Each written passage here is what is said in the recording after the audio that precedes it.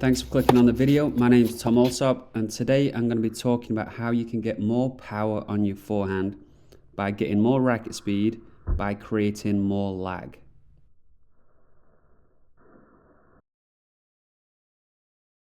So I've been working with this guy. His name's Vince, and he has a massive forehand. He doesn't look like he's trying to hit it that hard, but he's got a ton of racket speed. He's obviously strong, but it's his racket speed that is phenomenal, and that's what allows him to hit the ball so hard. So if we break down Vince's shot, what we're going to see is a pretty low take back, really. He's not really winding it up with his shoulders that much. It's kind of like a Berrettini kind of simple, short take back. But from here, he's going to rotate his body first, and the racket isn't really going to get pulled with the body. It's going to be left hanging there. So the body is going to rotate, and the racket is going to end up going back. Now, does he work the wrist? I mean, I guess I'd have to ask him a little bit. We could talk about it, but I don't really want to make him think about his forehand that much because he hits it so well. But you could try and maneuver the wrist and actually try to engage it a little bit. But I think, what's really happening here is he's going to rotate his body and just leave the racket behind and allow that wrist to lay back. So yeah, as I say, you can kind of activate the wrist, you can kind of get a little bit wristy with it, but creating this angle here, you see the angle between the forearm and the racket, it gets way past the 90-degree angle. And again, let's just run it back one more time. His body's going to rotate, and the racket's going to get left behind. The wrist is loose enough, whether he's engaging or not, his wrist is loose enough to lay the racket back. And then from here, it has no choice but to release, right? Like he's not going to be able to hit a ball with the racket and the forearm at this, what is it, like maybe a 70-degree angle, 60-degree angle at some stage. It's definitely past the 90. He's not going to be able to hit the ball like that. So it's ending up releasing into the shot. And that's how he's ending up, with so much racket speed. Now, one other thing to notice is, again, he never looks like he's really loading a lot. It's a decent load. I guess these guys are just warming up, but he never looks like he's throwing the kitchen sink at it with his body. He's just so relaxed with the wrist, and the body moves first, the racket moves last. But if you watch how at the point of contact, I've said this a lot in the past, the right shoulder is in front of the left.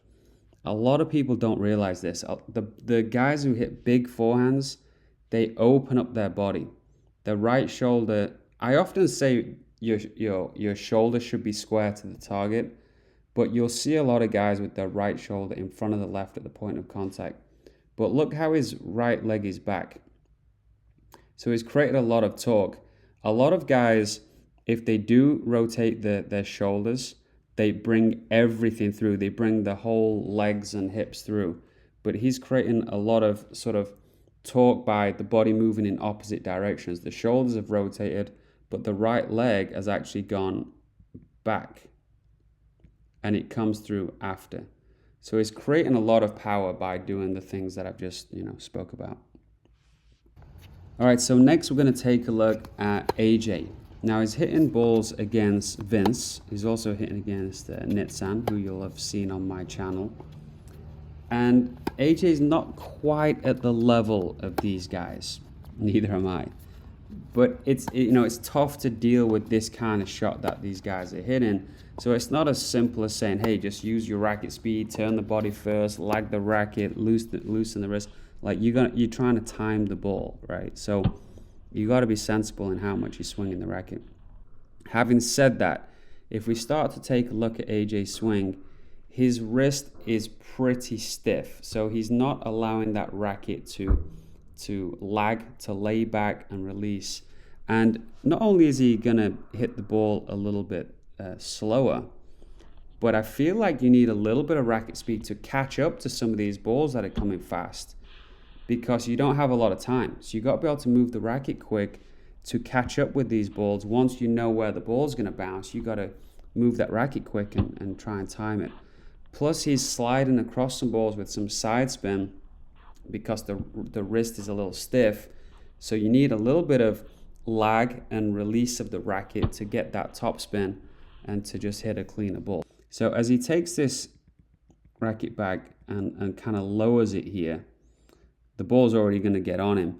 And you can see that the angle of the racket and the forearm, it's almost, I won't say it's a straight line, but it's, like 150 degrees or something. Like that racket is not laying back. So it's a little bit tight, a little bit sort of tentative, and not able to move the racket quickly.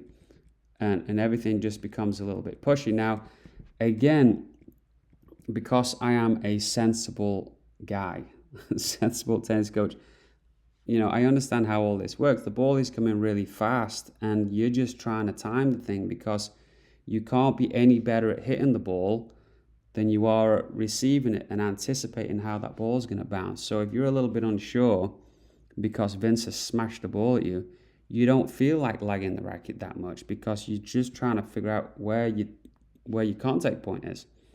But I am trying to recommend to AJ that he moves that racket a little bit, because I think it's going to allow him to be a little bit quicker and hit a cleaner ball.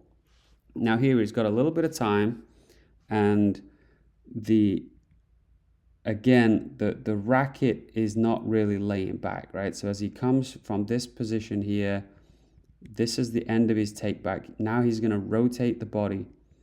We're not really relaxing the wrist enough to get that racket to snap back and then to release into the shot. Now, while we're at it, he does this a lot. And maybe this is me just talking to AJ right now, but you got to get this foot on the floor. There's a lot of shots that he plays with just his toe touching the floor.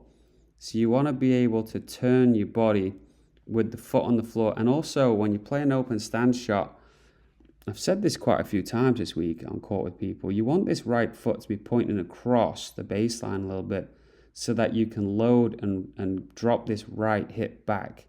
So you don't want your feet, even though you're playing open, you don't want both feet pointing down the court, and you probably want to be just, not on your toes, so you can actually load. Even if you're not trying to rip it, you still want to be loading a little bit better than this. It's finding that balance, because, so I know I'm talking a lot right now, but it's finding that balance, because if you swing too fast, you're going to miss-hit the ball. But if you don't move the racket head, then you're going to be stiff and the racket's going to move slower, and there's a chance that you end up late and hitting side spin. So with AJ, he's got to try and find that balance, and I would imagine a lot of people watching are in that same position. Felt like at first the hand wasn't working, so then the racket wasn't releasing, and you're actually late on all the shots.